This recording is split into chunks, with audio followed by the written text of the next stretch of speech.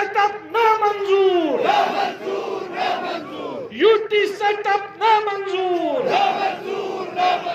लद्दाख को स्टेटहुड देना होगा, लद्दाख को 6 शेड्यूल देना होगा, आवाज दो, आवाज दो, आवाज दो, आवाज दो।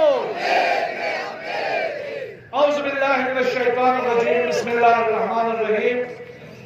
मोहतरम उलमाए किराम, सादात अज़ाम, हमारे करगिल डेमोक्रेटिक अलायंस के को चेयरमैन और सभी मेंबरान, आप सभी की खिदमत में अस्सलाम वालेकुम और जुड़े।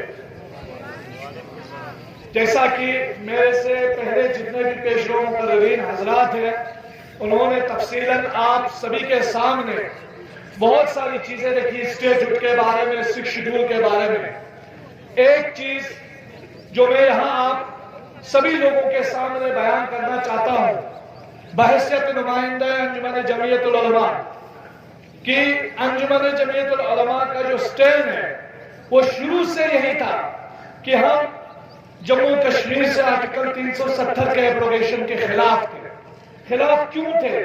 खिलाफ इसलिए थे कि हमें इस बात का अंदाजा था कि 370 और 35A के खत्म होने के बाद यहाँ जमीनों का तहफ्फुज़ खत्म हो जाएगा, यहाँ नौकरियों का तहफ्फुज़ खत्म हो जाएगा, हमारे हाथ में जो हक के हुकूमत और हक के मिल्कियत है वो हमारे हाथ से सल्ब हो जाएगा। इसीलिए हम आर्टिकल 370 की मुखालिफत करते थे। लेकिन आनन फानन में सरकार ने अपनी मर्जी से एक यूटी हमारे ऊपर थोपी और उस यूटी के थोपने के बाद आज 4 साल गुजर गए। आज सब एक सफ में खड़े होकर नौकरियों की मांग कर रहे हैं, सेफ गार्ड की मांग कर रहे हैं, जमहूरियत की मांग कर रहे हैं। अजीजान मिल्लत, अगरचे ये बात दुरुस्त है कि हमारे और लेह के दरमियान एक तवील अरसे से इख्तिलाफ रहा, bifurcation of state of Jammu and Kashmir को लेकर और यूटी स्टेटस को लेकर। लेकिन एक वक्त ऐसा आया जब हम सबको, चाहे लेह के हो, करगिल के हो, सभी लोगों को लगा कि हम सबका जो मुश्तरका ख्वाज है वो एक है, हम सबकी मंजिल एक है, मुश्तरका मंजिल एक है, हम सबके बच्चों का मुस्तकबिल खतरे में है, हम सबकी जो जमीन है वो खतरे में है। तो सबने ये हिस्स महसूस की और एपेक्स बॉडी और केडीए के परचम तले हमने इन 4 पॉइंट एजेंडा को लेकर स्ट्रगल शुरू की। और स्ट्रगल ऐसी शुरू की कि सरकार को बातचीत के लिए आमादा होना पड़ा। और आप लोगों को मालूम है कि पिछले कई बातचीत में हमने ये देखा कि सरकार के पास लद्दाख को स्टेटहुड नहीं देने का, 6 शेड्यूल नहीं देने का कोई जवाब नहीं है, सिवाय इसके कि वो ये बताना चाहते हैं कि हम आपको न जमहूरियत देना चाहते हैं, न आपको 6 शेड्यूल देना चाहते हैं। क्योंकि लद्दाख के अलावा हिंदुस्तान भर में हम देख रहे हैं, यहाँ रेलवे स्टेशन भी बिक रहा है, जहाँ एयरपोर्ट भी बिक रहा है, जहाँ हर चीज बिक रही है बड़े बड़े कॉर्पोरेट्स के लिए। अब लद्दाख को बेचने की बारी है, इसलिए लद्दाख को बेचने के खातिर ये सारे हुकूक हमें नहीं दिए जा रहे।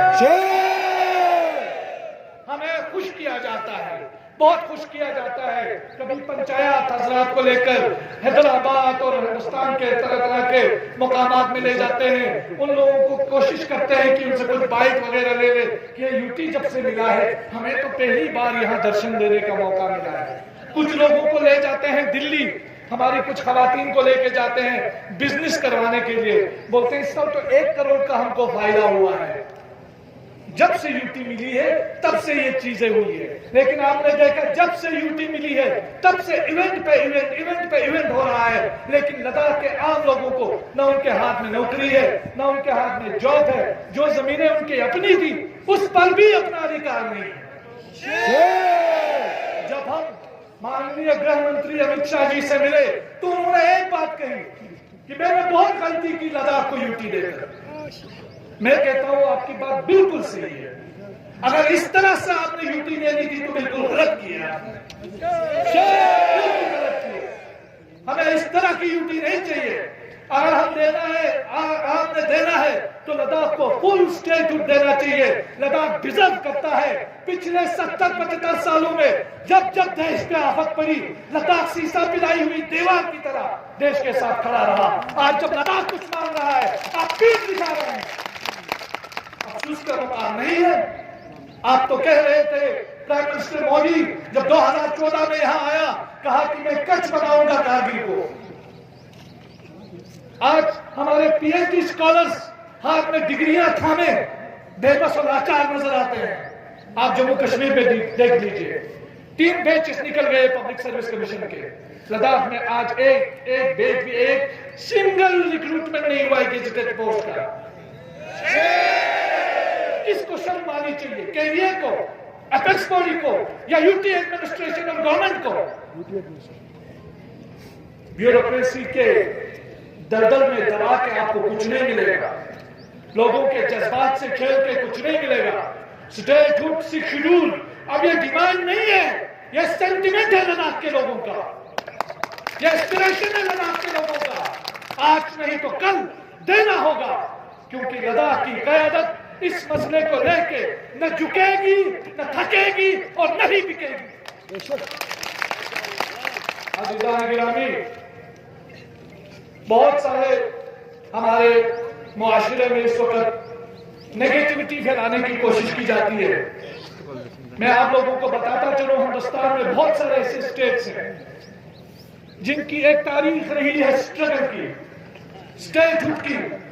آپ یہ نہ سمجھ لینا کہ ایک ہفتے کے اندر آپ کو اسٹیٹ ہوڈ ملے گا.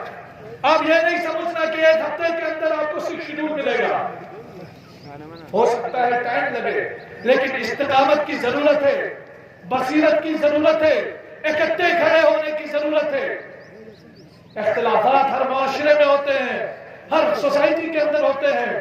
جب بات آئے گی آپ کے کامن انٹرسٹ کی, اس کامن انٹرسٹ میں اپنے اختلافات کو بالائے تاج رکھنا ہوگا.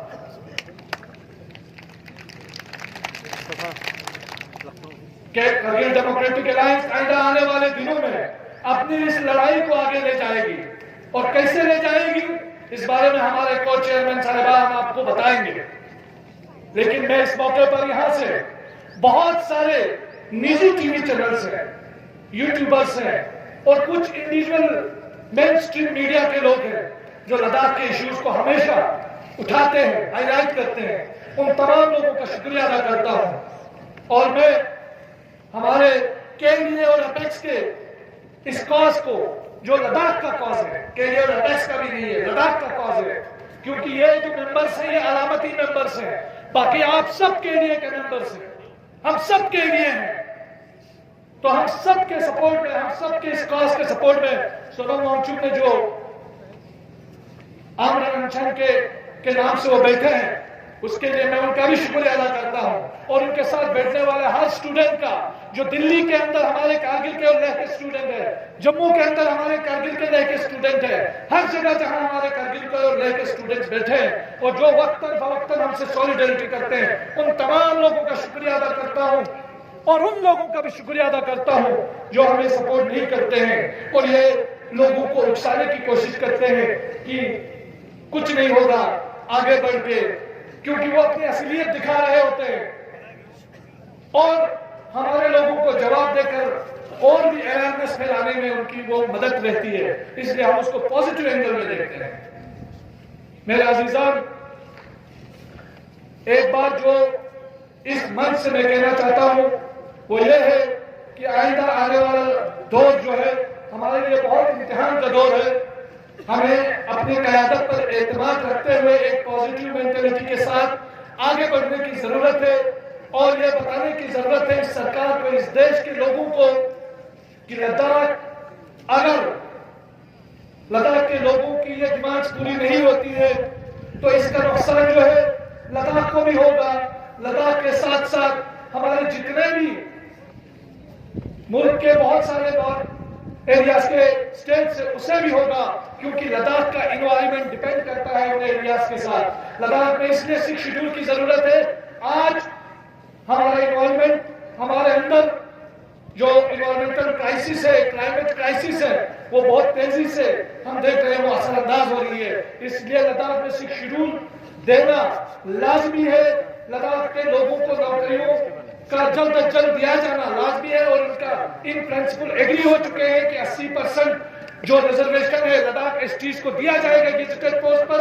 اور یہ کینی اور اپیک نے جوائنٹلی گورنمنٹ کے سامنے یہ مدعا رکھا اور 45% سے بڑھا کر کے 80% گیزیٹڈ پوسٹ کی ریزرویشن کی ہم نے بات کی اور اس پر سرکار ان پرنسپل ایگری ہو گئی. ہمیں یہ کہا جا رہا تھا کہ کسی بھی یوٹی کے اندر ان کا اپنا پبلک سروس کمیشن نہیں ہے تو لداخ کا بھی اپنا پبلک سروس کمیشن نہیں ہوگا. تو ہماری لیڈرشپ نے KDA اور اپیکس کی سرکار کو یہ بتایا کہ جب Jammu Kashmir public service commission ہے اور جو 5 اگست 2019 سے پہلے ہم سب کا پبلک سروس کمیشن تھا تو وہ لداخ کا ایکسٹینڈ کیوں نہیں ہو سکتا یا لداخ میں الگ سے پبلک سروس کمیشن کیوں نہیں بن سکتا. تو ان کا یہ کہنا تھا کہ جتنی بھی یوٹیز ہے اس میں پبلک سروس کمیشن نہیں ہے. لیکن ہم نے کہا جموں کشمیر اور لداخ ایک ہی ماں کے 2 بیٹے ہیں تو جموں کشمیر میں ہوگا لداخ میں کیوں نہیں ہو سکتا ہے. بالآخر ان پرنسپل وہ بھی ایگری ہو گئے کہ ہم بہت جلدی Jammu Kashmir public service commission کو یا تو لداخ کے لیے ایکسٹینڈ کریں گے یا لداخ کے لیے الگ سے پبلک سروس کمیشن کا قیام حاصل کرائیں گے. جب ہماری لیڈرشپ نے بات کی 2 علیحدہ پارلیمنٹری سیٹس کی تو سرکار کی طرف سے ہمیں بتایا گیا کہ 2026 تک ڈیلیمیٹیشن کا پروسیس ہے اور جب تک ڈیلیمیٹیشن کا پروسیس ہے ہم اس ایشو کو زیادہ اس پر بات نہیں کر سکتے. تو اسی بات کو مد نظر رکھتے ہوئے ہم نے بھی اس ایشو پر سہمتی کر لی.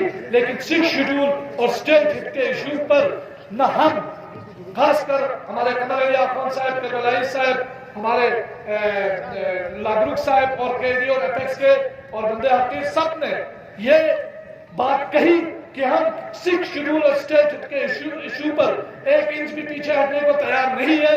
یہ آج نہیں تو کل سرکار کو دینا ہوگا اور لداخ کے لوگ ہمیشہ اپنی اس آواز کو بلند کرتے رہیں گے. میں ایک بار پھر آپ تمام لوگوں کا شکریہ ادا کرتے ہوئے آپ سب کو ایک نعرے کے ساتھ میں یہ اپنی تقریر ختم کروں گا. آپ سب آواز دو, آواز دو, آواز دو, آواز دو. لداخ میں جمہوریت بحال کرو, لداخ میں جمہوریت بحال کرو, لداخ کو 6 شیڈول دینا ہوگا, لداخ کو اسٹیٹوٹ دینا ہوگا. یوٹی سیٹ اپ نامنظور, یوٹی سیٹ اپ نامنظور, بیوروکریسی کی تاناشاہی نامنظور, افسر شاہی نامنظور. بہت بہت شکریہ. For more updates, subscribe to our channel Kargil Today. Click the show links and enjoy watching the videos. Like us on Facebook and follow us on Instagram. Keep watching Kargil Today. Keep enjoying Kargil Today, the only voice of Kargil Ladakh.